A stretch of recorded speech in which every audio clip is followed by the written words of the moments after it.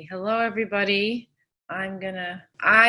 First of all, thank you, Megan and Laura. I am still, well, I'm teaching an undergraduate and graduate, but undergraduate course in public health communication, and they've helped me organize. I do have a homepage, and I am planning on, let me show you like a landing page. I am planning on having actually a little video. I haven't done that yet, to give a little insight and a roadmap of the 10 weeks. It is mostly, but it after this landing page, and also when I actually teach in person, I often take a picture of the class and then upload that picture to kind of make a connection with the class. But other than this, it's really a analytical reading and writing course, and it will predominantly reside the organization in the modules. The introductory week, I will explain everything, and I'll exemplify one week, but I wanted to show in the syllabus. Megan and Laura helped me think a little bit about formative and summative evaluation, and I just wanted to show that I have sort of 60% is summative evaluation with a midterm exam midway through and a final exam and a short paper critique, and then 40% is involved in formative evaluation, where I am also applying these principles of, I'm sorry, the first speaker was Ted? I don't remember his name, but this sort of I'm trying to give incentives for students to read. I have about 3 articles per class. And I also wanted to use perusal because I love this idea of collaborative annotating, but I'm going to hold off on perusal. I wasn't brave enough. I still have to integrate new material with COVID and everything. And so I'm going to go now I'm going to exemplify this in the modules, but I'm keeping everything embedded in Canvas, but I have all the articles. I'll click to that, and I'm sort of sprinkling in these engagement, peer collaborative breakout Zoom things in the synchronous class that I'm teaching. It'll be recorded then for people who can't attend if they're in a different time zone or if their internet doesn't work. And I am also this week going to do a survey of, I have about 100 students. I wanted to get a sense of how many are in a different time zone. So I have this intro week, and then I'm trying to map out, I still have to finish. Hold on, it's a little slow.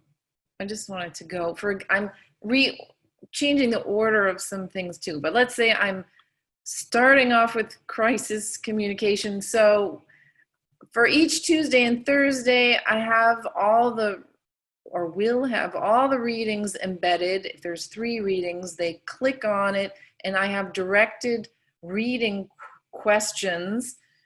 So, you can click on, this happens to be a web page. Okay, so I have directed reading questions so that they extract the relevant material. And then I'm going to try to reinforce it in class.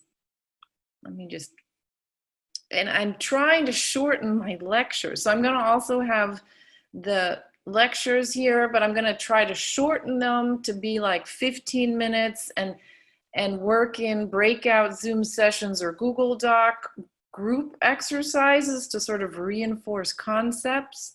So I pretty much have that format every Tuesday and Thursday, and then there'll be so I used to always give a 5-minute quiz at the beginning of class on a note card, but now you can't give a quiz in class, so I'm gonna do that at the end of every Friday. I'm gonna give an open book quiz.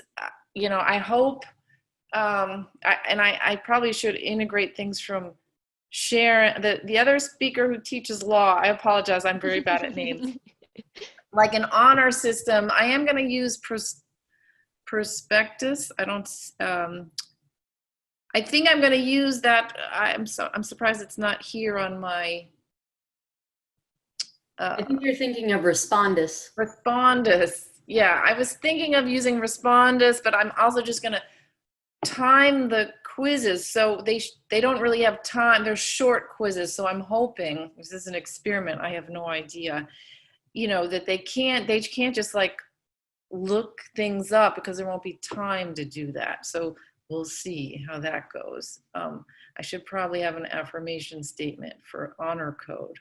That's the thing I'm a little worried about. But the bottom line is I'm going to try to integrate as many different activities as I can to sort of reinforce concepts and get them to, articulate debates. It's like statistics, or there's nothing there. It's more about whatever case you present, you have to present arguments and evidence for making your case.